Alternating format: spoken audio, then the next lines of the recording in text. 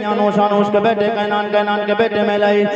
के बेटे ब्यारत के बेटे इद्रीस के बेटे मुतवश्शिर के बेटे नमकने का नाम के बेटे नूह के बेटे साम के बेटे अरफशाद के बेटे अबिद के बेटे फाइज के बेटे राउ के बेटे सारोज के बेटे नाहूर के बेटे तारिक के बेटे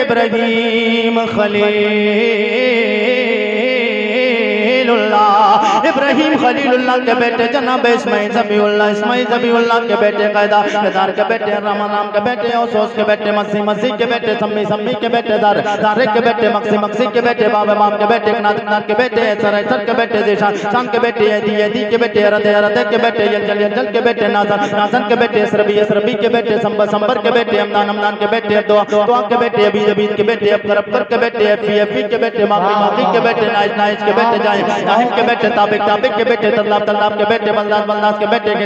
के बेटे नासिर के बेटे अबी के बेटे के माल के बेटे होश के बेटे औसोस के बेटे सलमान के बेटे मैसर के बेटे दू के बेटे अदनान के बेटे मात के बेटे नदार के बेटे मुदर के बेटे लियास के बेटे मुदरका के बेटे खुजैमा